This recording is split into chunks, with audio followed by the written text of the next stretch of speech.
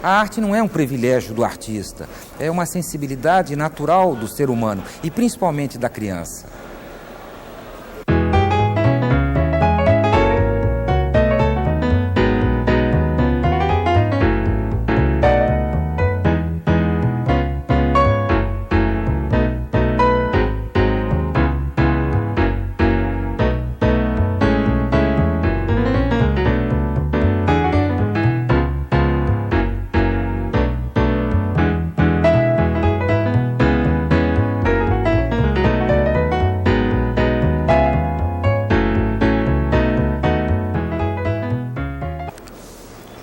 Quando eu cheguei no Rio, em 65, vindo de Curitiba, já formado pela Escola de Belas Artes, eu descobri aqui um universo novo, que na escola eu tinha aprendido a pintar a maçã, apenas pintar a maçã. Quando eu cheguei aqui no Rio, descobri uma maneira de contar alguma coisa dessa maçã.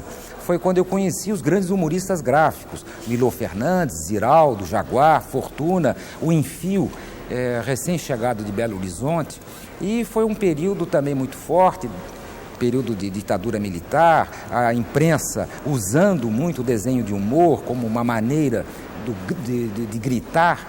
Eu tive que esquecer tudo que eu tinha aprendido na escola para reinventar o desenho e começo aí, pela mão do Ziraldo, ele me levou para o Correio da Manhã, fazendo desenhos de humor, depois para o Cruzeiro, e mais tarde Jornal do Brasil. Fiquei quase 10 anos com uma coluna semanal chamada Nonsense, onde eu contava coisas através de 3 imagens, era um desenho com 3 imagens, que era um cineminha sem palavras, onde eu contava alguma coisa.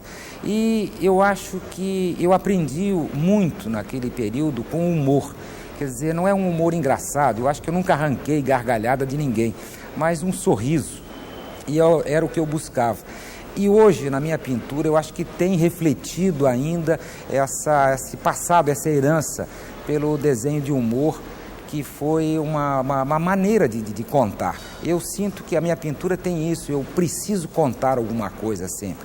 As minhas exposições são grandes, são com 60, 80 quadros, não basta eu pintar 30 quadros e pendurar na parede para fazer uma exposição. Eu preciso, como uma escola de samba, sair para a avenida com as cabrochas, batucada, samba enredo, para contar uma história. E eu acho que eu aprendi isso nesse período do desenho de humor. Foi uma coisa, realmente, foi um aprendizado. Todas essas minhas passagens pelo desenho do humor, pela televisão, foi uma maneira de enriquecer o centro do meu universo, que sempre foi o cavalete, porque a minha formação sempre foi a de pintor.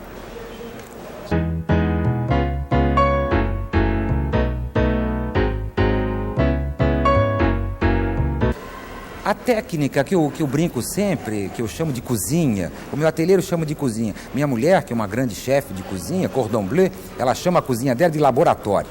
Eu brinco que o meu ateliê é uma cozinha. E eu me permiti a usar como suporte várias coisas, mas eu já pintei sobre vidro, sobre espelho, usei a televisão como suporte, desenhando com giz num fundo preto, na época ainda de uma maneira muito artesanal, não tinha o computador. Usei a pele humana. Aonde pintar, eu sempre busquei. O importante é o que pintar. Eu acho que essa é a grande angústia do pintor. E usei suportes outros também nesse período. As camisetas, no comecinho dos anos 70, a camiseta sempre era branca, não é? E eu usei esse lugar estampando e desenhando na camiseta, que hoje é muito natural. Capa de caderno também, na época os cadernos não tinham ilustração, na contracapa tinha o hino nacional, o hino à bandeira, e na capa tinha aquela colegial carregando a bandeira, vocês se lembram disso? Então eu sempre tentei procurar novos suportes, novos espaços. Se fosse hoje, talvez eu seria um grafiteiro. Eu penso que eu não seja um pintor pop. Apesar de ter explorado muito na época, nos anos 70, todas essas aberturas, né? Publicando em revistas jovens, em jornais, porque na época também eu era um garotão. Hoje até sou muito mais. Mas não sou um pintor pop, ou talvez até seja, porque eu sinto que há uma leitura muito grande. Eu não sou um pintor literário, complicado a leitura. Eu sinto que o que eu pinto, o que eu quero contar às pessoas, porque eu tento falar da emoção, e a emoção é universal. Então as pessoas acabam me lendo bem. Mas foi esse período dos anos 70, foi muito enriquecedor por todas essas passagens. Eu brinco sempre que eu não tenho em casa cachorro nem gato e muito menos plantas ornamentais, porque eu gosto mesmo é de gente. E é por aí, eu uso o ser humano como fonte de inspiração. Eu fiz muita cenografia para o teatro, para a televisão, e essa maneira de criar essa ambientação, não só na maneira de se vestir, como no cenário, é uma maneira de me estimular.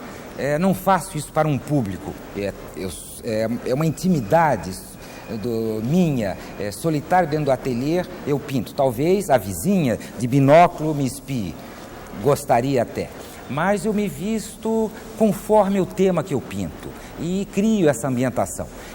Eu sinto que eu sou pintor o tempo todo, não só na hora que eu estou dançando com o meu cavalete. Eu falo dançando porque eu pinto em pé. E é uma relação física dessa cumplicidade, o cavalete e eu. O tempo todo eu estou pintando, quer dizer, no metrô, na fila do cinema, dentro do banco, no supermercado, eu sempre tenho um caderninho no bolso que eu faço as minhas anotações, e quando não posso, eu olho de tal maneira para fotografar a imagem, guardar, quer dizer, é um exercício constante. No avião, esses dias, tem um dos quadros aqui da exposição, que é um dos últimos quadros que eu pintei, que os quadros todos eu trouxe de Paris e terminei-os aqui, no ateliê que tem em Ipanema. E no avião, não tinham de desenhar, eu acabei desenhando no saco de vômito, que estava limpo, naturalmente, eu faço o croquis desse quadro. Quando eu vou para o cavalete, o quadro já está pronto na minha cabeça. E aí entra apenas o trabalho da cozinha, um trabalho de operário. A criação já foi feita e não pinto nada que não seja aquilo que já está completo na minha intenção.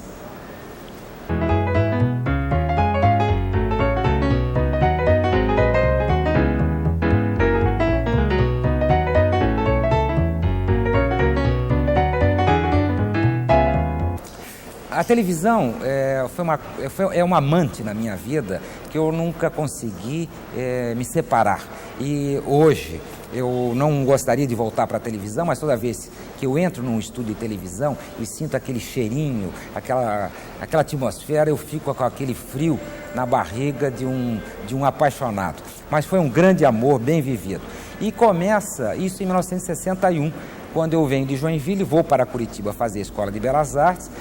Estudo de dia e precisava na época arranjar um emprego de noite, que só tinha duas opções: eu ser leão de chácara em porta de boate, que eu não tenho nem físico para isso, ou trabalhar na televisão, que na época era ao vivo, começando a televisão, muito precária, muito simples ainda, ela abria, entrava no ar às 6 da tarde e terminava à meia-noite. Então foi uma maneira que eu descobri de ter um trabalho à noite. E vou para a televisão fazendo cenografia, desenhos, e trabalhei até na época como ator lá em Curitiba. Quando eu cheguei no Rio em 65, eu já não queria mais nada com a televisão. Mas na época eu já tinha um certo nome, um certo prestígio, através dos meus desenhos de humor, de Jornal do Brasil, Última Página da Manchete, Playboy, Ele e Ela, todas as revistas do país. A Globo me chama para fazer alguma coisa na televisão como cenógrafo, como desenhista. E que foi também uma coisa muito boa, e eu acabo emprestando o meu corpo para dar animação ao meu próprio desenho.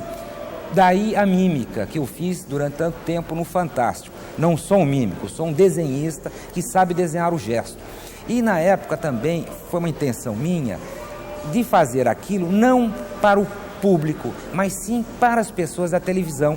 Porque a televisão no Brasil começou com as pessoas que vieram do rádio. Então a televisão ainda não tinha encontrado a sua identidade, a sua linguagem própria. Era uma coisa assim meio de herança de rádio, herança de circo, não era de teatro, porque não tinha uma grande tradição do teatro nem do cinema. E eu vindo de uma escola visual, eu sentia que a televisão precisava dessa linguagem, explorar a magia da telinha, e foi uma maneira, através daqueles desenhos que só poderiam ser feitos na televisão, não poderia ser feito aquilo no rádio, nem no circo, nem no teatro.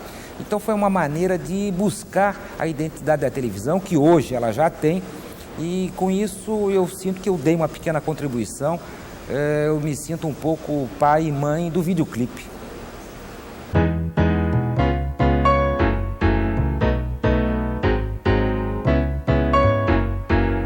A mulher é meu tema principal no meu trabalho, e elas mudaram. No começo elas eram bonitas, magras, jovens, sempre numa janela, nuas, escutando o menestrel que cantava poesias. Era a mulher amante. Depois, no meu próprio desenho de humor, elas aparecem gordas, com as bochechas rosadas, com um lenço na cabeça, fazendo coisas mágicas, lavando nuvens e soltando elas brancas, enrolando o pacote com uma fita, um arco-íris, varrendo estrelas. Era a mulher mágica, a mulher mãe. E mais tarde elas amadureceram, talvez como eu, e são mulheres irmãs, são mulheres pessoas. Eu descubro uma terceira mulher. E elas continuam povoando os quadros que eu pinto, os desenhos que eu faço. Hoje são 3, que eu dei, ou 6. Para mim, as coisas boas e ruins são femininas. E as coisas boas, essas 3 mulheres, uma se chama Fortuna, num sentido mais amplo. A inteligência, porque é fundamental. E a surpresa, eu gosto da surpresa, mesmo até que seja ruim.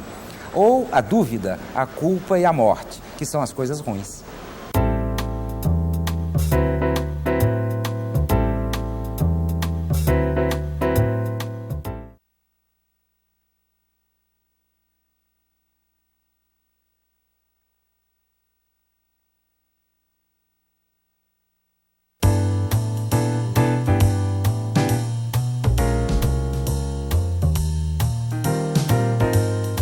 Essa exposição é um culto ao pintor, uma homenagem ao universo do artista. E dos 25 ateliês que eu tive na vida, eu escolhi 10 que foram importantes para mim, não pelo endereço ou pela arquitetura, mas importantes em termos de tempo, passagem por fases, por momentos que foram importantes na minha vida, como artista e como homem. Eu focalizo 10 ateliês. O primeiro, oficialmente, que foi num quartinho de pensão em Curitiba, durante a Escola de Belas Artes, quartinho pequeno, debaixo da escada, onde a proprietária guardava as vassouras. Eu aluguei esse espaço e eu morava nesse quartinho, úmido e escuro, para ser a minha habitação e meu ateliê.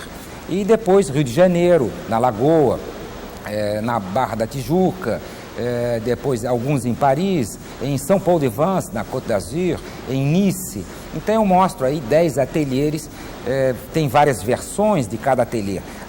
Cada um tem histórias ricas de vivência, minha, da família.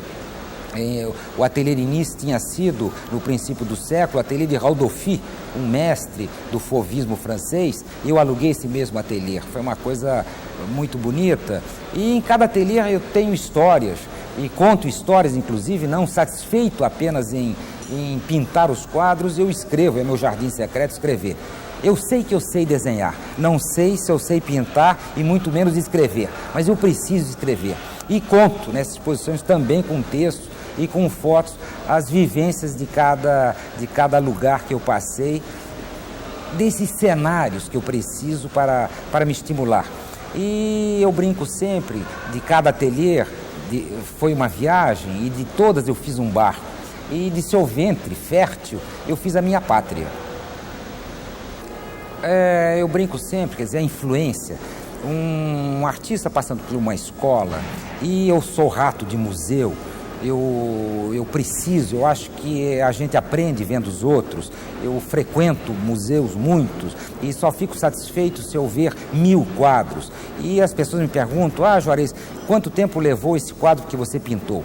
Não posso lhe dizer, porque eu pinto 6, 7 quadros, eu trabalho em 5, 6, 7 quadros ao mesmo tempo. Se eu fosse como um drogado, que precisa cada vez mais de doses maiores para satisfazer, e eu tenho isso em relação à pintura, porque a pintura, a arte é a minha droga e a pintura é meu ópio. Então, você acaba sempre recebendo influências, que eu acho que não é influência, quer dizer, é uma soma de cultura. Eu não posso inventar a pintura hoje, eu não posso negar nada. Isso vem sendo aprendido daí, na conversa anterior, a informação, a cultura que você vai recebendo e vai passando adiante. Eu brinco sempre que eu não gosto de pintores, eu gosto de pintura. Nem todos os quadros de um só pintor eu gosto, claro que não, mas como eu gosto tanto de pintura, isso vai somando. E como um bom vampiro, que eu sinto que sou, eu vou digerindo isso e somando a minha cultura, a minha formação, a minha religião, a minha moral, as minhas coisas todas para fazer o meu trabalho. Não quero inventar nada, honestamente eu não quero inventar nada. Eu apenas, talvez seja essa a minha grande intenção, é de dar continuidade à história da vida.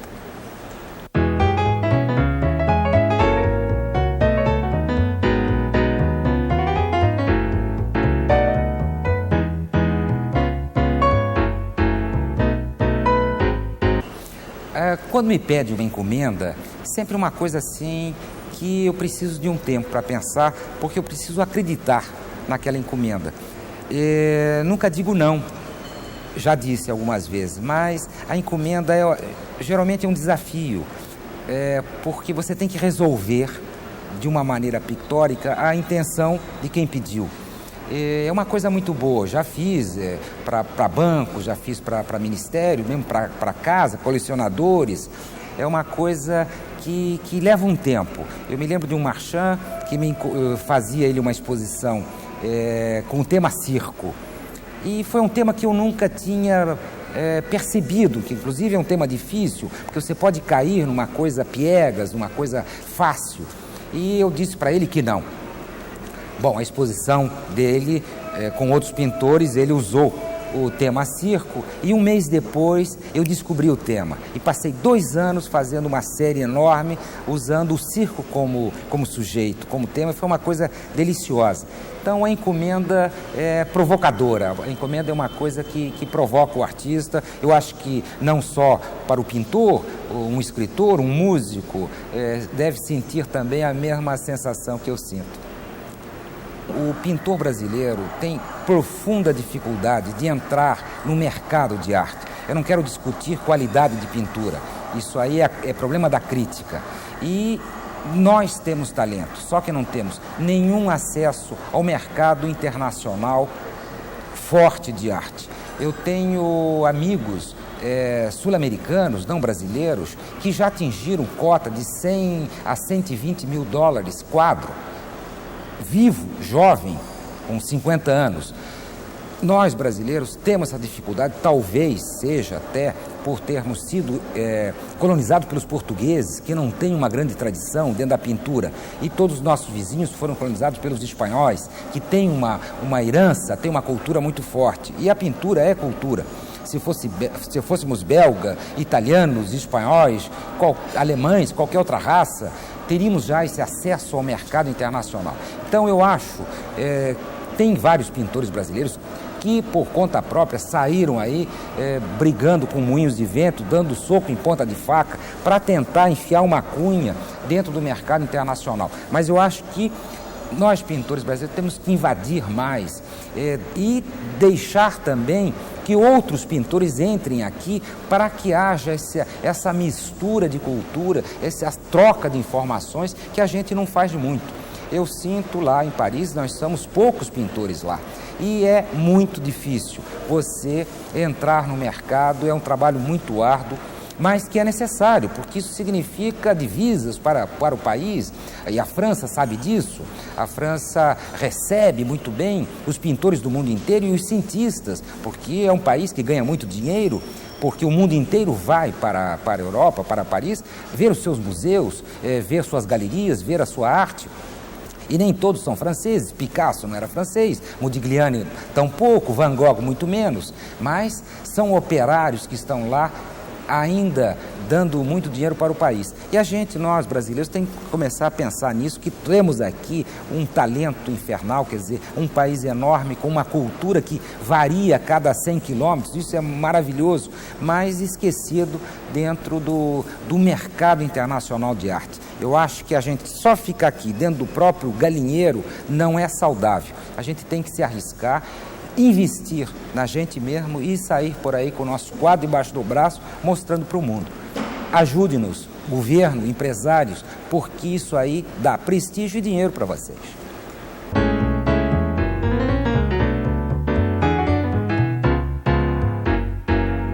Eu tenho 3 ídolos. Eu uso até camiseta, sou seu fã, bato palma. São meus 3 filhos. O Rui, meu mais velho, bonito, alto, olhos claros, puxou o pai. Eu adoro ele. Rui Machado, com 30 anos, produtor de televisão, de cinema, meu grande companheiro e amigo. Depois Tessia, né, minha princesinha, de cabelos ruivos, cabelos cor de bronze, 27 anos, mora em Nova York e é uma craque em desenho animado. É uma coisa que eu quis fazer aqui no Brasil e não consegui. Ela faz muito bem em Nova York, premiadíssima, é realmente uma craque em desenho animado, minha querida filha Tessia. E o menor, meu caçulinha, pequenininho, com 1,90 m de altura, João Manuel, que agora na universidade em Los Angeles quer ser diretor de cinema. Então eu sinto que todos, como eu, acreditaram na arte e estão envolvidas nesse universo. Eu brinco sempre que a boa fruta não cai longe do pé.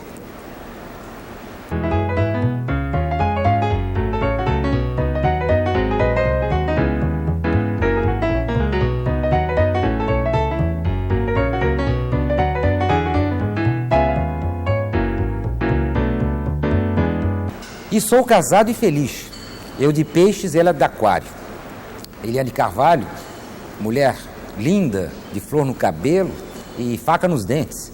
Mulher guerreira, que é a minha grande amiga, minha grande companheira e minha cúmplice nesses meus delírios de pintor, nessas viagens.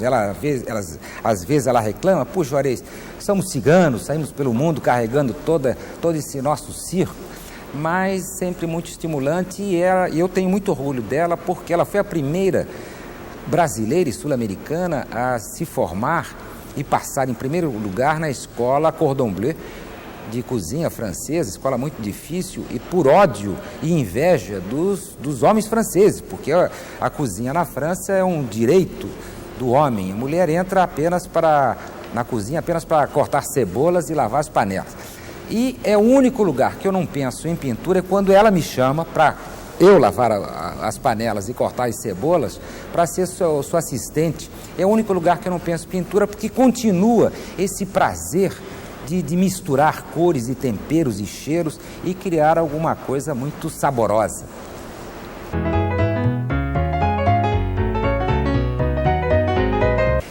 A música me falta. Eu gostaria de viver na flauta e eu preciso da música. Eu não sei tocar nenhum instrumento, sou completamente entupido, mas eu uso a música, ela me estimula. Eu tenho um rádio no meu ateliê que eu jamais desligo. Tem pessoas que acendem vela ou incenso para purificar. Eu uso a música para purificar. Tenho certeza que agora, em Paris, no meu ateliê, o rádio está tocando um bom jazz, porque desde cedo eu me envolvo com a música para me estimular e para ter o ritmo. Eu uso isso na minha pincelada, que seja gestual, e eu preciso da música. Quando me pergunto se eu acredito em Deus, eu sempre digo que não, mas eu acredito na arte, que é divina. É uma boa companhia. Estamos juntos já há 55 anos e eu tenho muito carinho por você. e nos divertimos muito nessa grande viagem, nesse grande mundo e tentando realmente deixar alguma coisa. As pessoas me perguntam, quem é Juarez Machado em Paris? É um pintor brasileiro. Eu gostaria de ser lembrado, inclusive pedi para a Eliane, minha mulher, que escrevesse isso no meu túmulo. Juarez Machado, quando comia ostras, encontrava pérolas.